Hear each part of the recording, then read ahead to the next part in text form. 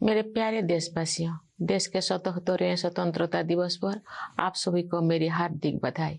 ये दिन हम सब के लिए गौरवपूर्ण और पावन है। चारों ओर उत्सव का वातावरण देखकर मुझे बहुत प्रसन्नता हो रही है। ये प्रसन्नता और गौरव की बात है कि कस्बों और गांव में यानी देश में हर जगह बच्चे, युवा और बुजुर्ग सभी उत्साह के साथ स्वतंत्रता को मनाने की तैयारी कर रहे हैं।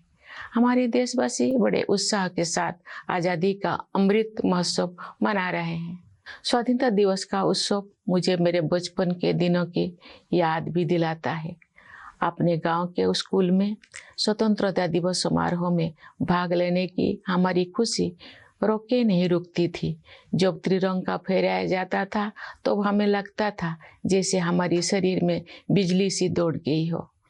देशभक्ति के गौरव से भरे हुए हृदय के साथ हम सब राष्ट्रीय ध्वज को सलामी देते थे तथा राष्ट्रगान गाते थे। मिठाइयाँ बांटी जाती थी और देशभक्ति के गीत गाए जाते थे जो कई दिनों तक हमारी मन में गूंजते रहते थे।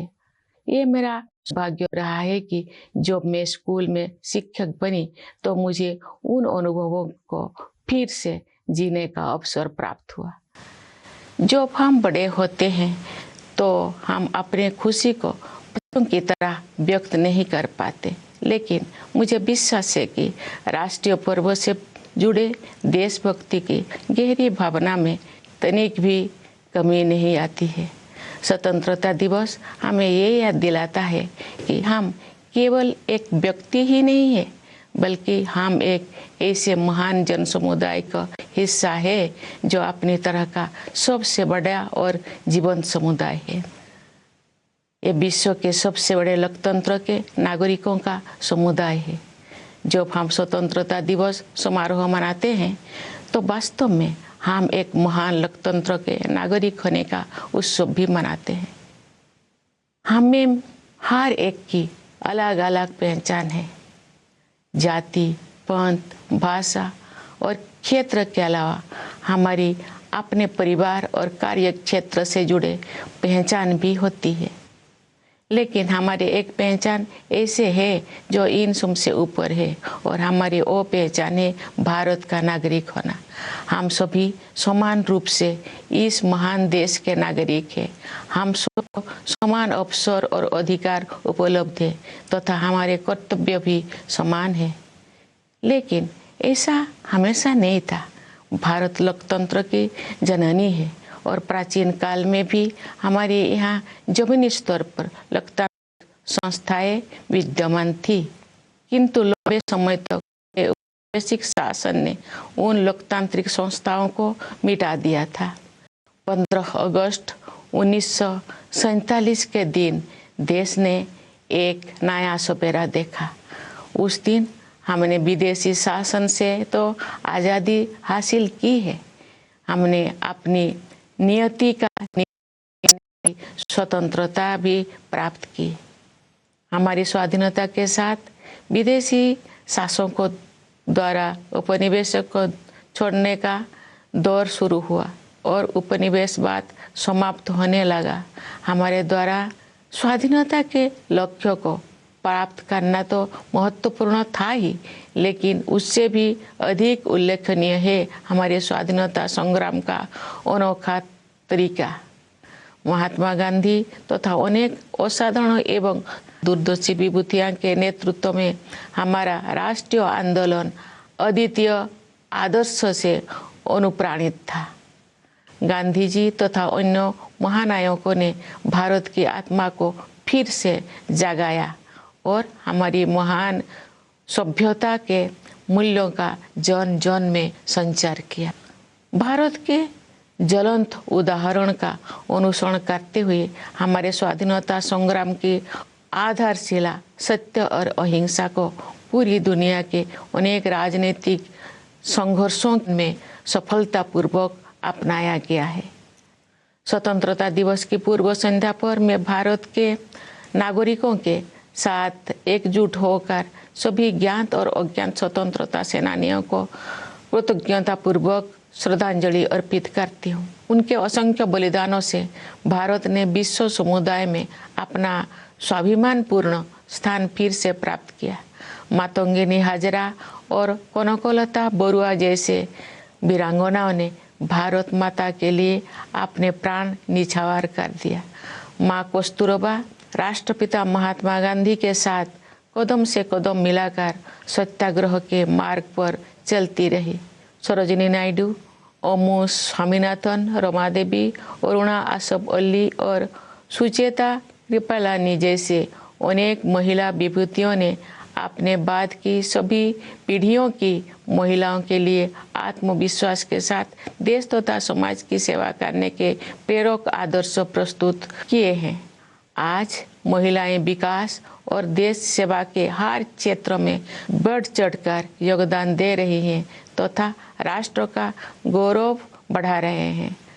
आज हमारी महिलाओं ने ऐसे अनेक क्षेत्रों में अपना विशेष स्थान बना लिया है जिनमें कुछ दोषों को पहले उनकी भागीदारी की कल्पना भी नहीं की जा सकती थी। मुझे ये देखकर प्रसन्नता होती है कि हमारे देश में महिलाओं के आर्थिक सशक्तिकरण पर विशेष ध्यान दिया जा रहा है। आर्थिक सशक्तिकरण से परिवार और समाज में महिलाओं की स्थिति मजबूत होती है। मैं सभी देशवासियों से आग्रह करती हूँ कि वे महिला सशक्तिकरण को प्राथमिकता दें। मैं चाहूँगी कि हमारी बहनें और बेटियाँ साहस के साथ हर तरह की चुनौतियों का सामना करें और जीवन में आगे बढ़ें। महिलाओं का विकास स्वाधीनता संग्राम के आदर्श में शामिल है। प्यारे देशवासियों, स्वतंत्रता दिवस हमारे लिए अपने इतिहास से पुनः जुड़ने का अवसर होता है। ये हमारे वर्तमान का आकलन करने और भविष्य की राह बनाने के बारे में चिंतन करने का अवसर भी है। आज हम देख रहे हैं कि भारत ने न केवल विश्व मंच पर अपना यथाचित स्थान बनाया है, बल्कि अंतर्राष्ट्रीय व्यवस्था में अपनी प्रतिष्ठा को बढ़ाया भी है। अपनी यात्राओं और प्रवासी भारतीयों के साथ बातचीत के दौरान मैंने अपने देश के प्रति उनमें एक नया विश्वास तथा गौरव का भाव देखा है। भारत पूरी दुनिया में विकास के लक्ष्यों और मानवीय सहयोग को बढ़ावा देने में महत्वपूर्ण भूमिका निभा रहा है। भारत ने अंतर्राष्ट्रीय मंच पर अग्रणी स्थान बनाया है तथा G20 देशों की अध्यक्षता का दायित्व भी संभाला है। चूँकि G20 समूह दुनिया की 2/3 जनसंख्या का प्रतिनिधित्व करता है, इसलिए ये हमारे लिए वैश्विक प्राथमिकताओं को सही दिशा में ले जाने का एक अद्वितीय अवसर है। G20 की अध्यक्षता के माध्यम से भारत व्यापार और वित्त के क्षेत्र में हो रही निर्णयों को न्याय संगत प्रगति की ओर ले जाने में प्रयासरत है। व्यापार और वित्त के अलावा मानव विकास से जुड़े विषय भी कार्यसूची में शामिल किए गए हैं। ऐसे कई मुद्दे जो पूरे मानवता के लिए महत्वपूर्ण है और किसी भौगोलिक सीमा से बंधे हुए नहीं है। मुझे विश्वास है कि भारत के प्रभावी नेतृत्व के साथ G20 के सदस्य देश उन मोर्चों पर उपयोगी कार्रवाई को आगे बढ़ाएंगे। भारत की G20 की अध्यक्षता में एक नई बात यह है कि डिप्लोमेसी को जमीन से जोड़ा गया है। एक अंतर्राष्ट्रीय राजनयिक गतिविधि में लोगों की भागीदारी को प्रोत्साहित करने के लिए अपनी तरह का पहला अभियान चलाया गया है। उदाहरण के लिए ये देखकर मुझे अच्छा लगा कि स्कूलों और कॉलेजों में G20 से जुड़े विषयों पर आयोजित की जा रही गतिविधियों में विद्यार्थी उत्साहपूर्वक भाग ले रहे हैं। G20 से जुड़े कार्यक्रम के बारे में सभी नागरिकों में बहुत उत्साह देखने को मिल रहा है। प्यारे देशवासियों, सशक्तिकरण की भावना से युक्त इस उत्साह का संचार आज संभव हो पाया है क्योंकि हमारा देश सभी मोर्चों पर अच्छी प्रगति कर रही है। मुश्किल दौर में भारत की अर्थव्यवस्था न केवल समर्थ सिद्ध हुई है बल्कि दूसरों के लिए आशा का स्रोत भी बनी है। विश्व की अधिकांश अर्थव्यवस्थाएं नाजुक दौर से गुजर रही है। वैश्विक महामारी के कारण हुई आर्थिक संकट से विश्व समुदाय पूरी तरह बाहर नहीं आ पाया था कि अंतर्राष्ट्रीय पटल पर हो रही घटनाओं से अनिश्चितता का वातावरण और गंभीर हो गया है। फिर भी सरकार कठिन परिस्थितियों का अच्छी तरह सामना करने में सक्षम रही है। देश ने चुनौतियों को अवसरों में बदला है और प्रभावशाली जीडीपी ग्रोथ भी दर्ज की है। हमारे अन्नदाता किसानों ने हमारी आर्थिक वृद्धि में महत्वपूर्ण योगदान दिया है। राष्ट्र उनका ऋणी है। वैश्विक स्तर पर मुद्रास्फीति यानी इन्फ्लेशन चिंता का कारण बनी हुई है, लेकिन सरकार और रिजर्व बैंक इस पर काबू पाने में सफल रही है। सरकार ने जनसामान्य पर मुद्रास्फीति का अधिक प्रभाव नहीं पड़ने दिया है और साथ ही गरीबों को व्यापक सुरक्षा कवच भी प्रदान किया है। वैश्विक आर्थिक विकास के लिए दुनिया की निगाहें आज भारत पर टिकी हुई है। आज भारत विश्व की 5वीं सबसे बड़ी अर्थव्यवस्था बन गया है। विश्व में सबसे तेजी से बढ़ रही बड़ी अर्थव्यवस्था के रूप में भारत विश्व की 3री सबसे बड़ी अर्थव्यवस्था बनने की ओर अग्रसर है। हमारी आर्थिक प्रगति की इस यात्रा में समावेशी विकास पर जोर दिया जा रहा है। निरंतर हो रही आर्थिक प्रगति के 2 प्रमुख आयाम हैं। एक और व्यवसाय करना आसान बनाकर और रोजगार के अवसर पैदा करके उद्यमशीलता की संस्कृति को बढ़ावा दिया जा रहा है। दूसरे ओर जरूरतमंदों की सहायता के लिए विभिन्न क्षेत्रों में पहल की गई है तथा व्यापक स्तर पर कल्याणकारी कार्यक्रम चलाया जा रहे हैं। वंचितों को वरीयता प्रदान करना हमारी नीतियों और कार्य के केंद्र में रहता है। परिणाम स्वरूप पिछले दशकों में बड़ी संख्या में लोगों को गरीबी से बाहर निकलना संभव हो पाया है। इसी प्रकार आदिवासियों की स्थिति में सुधार लाने और उन्हें प्रगति की यात्रा में शामिल करने हेतु विशेष कार्यक्रम चलाया जा रहा है। मैं अपने आदिवासी भाई बहनों से अपील करती हूँ कि आप सब अपने परंपराओं को समृद्ध करते हुए आधुनिकता को अपनाएं। मुझे ये जानकर खुशी हुई है कि आर्थिक विकास के साथ साथ मानव विकास संबंधी सरकारों को भी उच्च प्राथमिकता दी जा रही है। मैं एक शिक्षक रही हूँ, इस नाते भी मैंने ये समझा है कि शिक्षा सामाजिक सशक्तिकरण का सबसे प्रभावी माध्यम है। बस 2020 की राष्ट्रीय शिक्षा नीति से बदलाव आना शुरू हो गया है। विभिन्न स्तरों पर विद्यार्थियों और शिक्षाविदों के साथ मेरी बातचीत से मुझे ज्ञात हुआ है कि अध्ययन की प्रक्रिया अधिक फ्लेक्सिबल हो गया है। इस दूरदर्शी नीति का एक प्रमुख उद्देश्य प्राचीन मूल्यों को आधुनिक कौशल के साथ जोड़ना है। इससे आने वाले वर्षों में शिक्षा के क्षेत्र में अभूतपूर्व परिवर्तन होंगे और परिणाम स्वरूप देश में एक बहुत बड़ा बदलाव दिखाई देगा।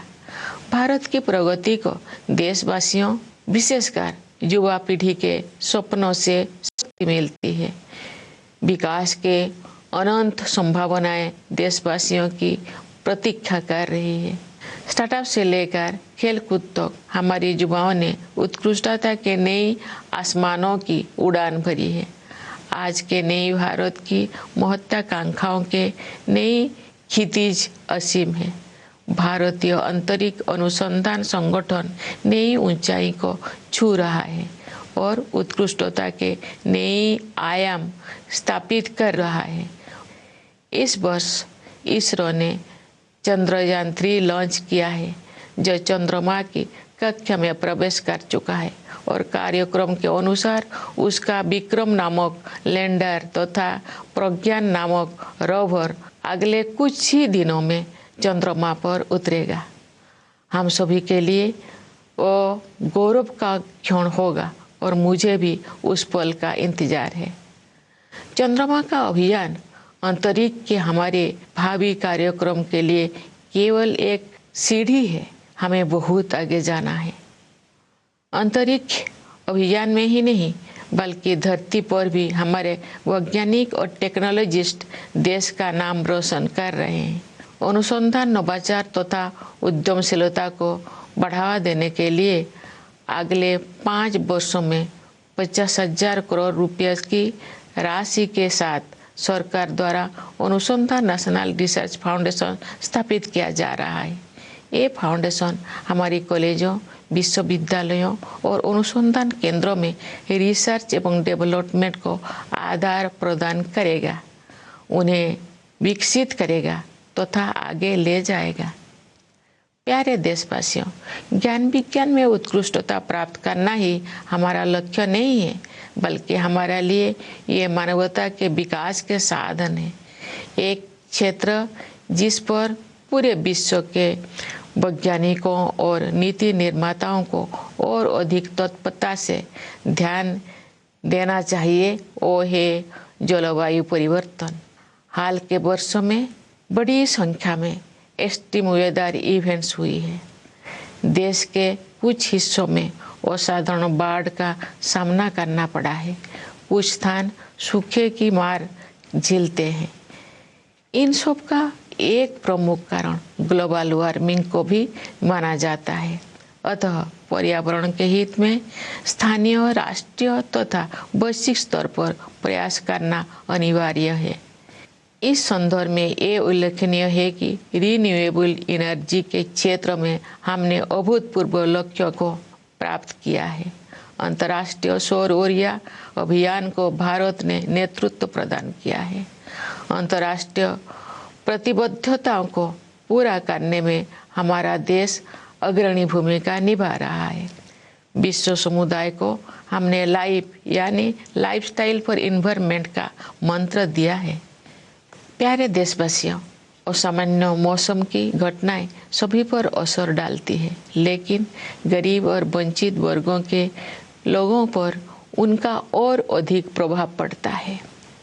शहरों और पहाड़ों क्षेत्रों के जलवायु परिवर्तन की स्थितियों का सामना करने के लिए विशेष रूप से सक्षम बनाने की आवश्यकता है।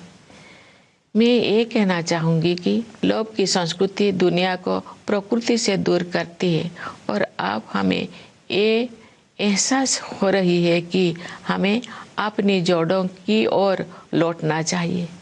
आज भी अनेक जनजातीय समुदाय ऐसे हैं जो प्रकृति के बहुत करीब और प्रकृति के साथ सौहार्द बनाकर रहते हैं। उनके जीवन मूल्यों और जीवन शैली क्लाइमेट एक्शन के क्षेत्र में अमूल्य शिक्षा प्रदान करते हैं।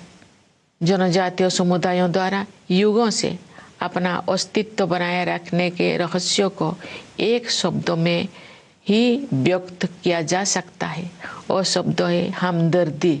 जनजातीय समुदाय के लोग प्रकृति को माता समझते हैं तथा उसकी सभी संतानों अर्थात वनस्पतियों और जीव जंतुओं के प्रति सहानुभूति रखते हैं।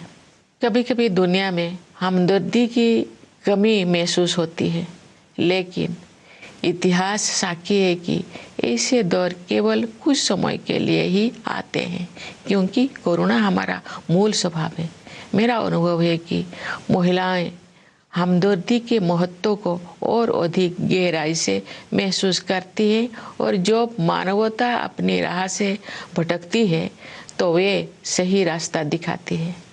हमारे देश ने नई संकल्पों के साथ अमृत काल में प्रवेश किया है तथा हमें भारत का वर्ष 2047 तक एक विकसित राष्ट्र बनाने की दिशा में आगे बढ़ रहे हैं। आइए हम सभी अपने संवैधानिक मूल कर्तव्यों को निभाने का संकल्प लें तथा व्यक्तिगत और सामूहिक गतिविधियों के सभी क्षेत्रों में उत्कृष्ट की ओर आगे बढ़ने का सतत प्रयास करें, ताकि हमारा देश निरंतर उन्नति करते हुए कर्मठता तथा उपलब्धियों की नई ऊंचाइयां हासिल करे। प्यारे देशवासियों, हमारा संविधान हमारा मार्गदर्शक दस्तावेज है। संविधान की प्रस्तावना में हमारे स्वाधीनता संग्राम के आदर्श समाहित है।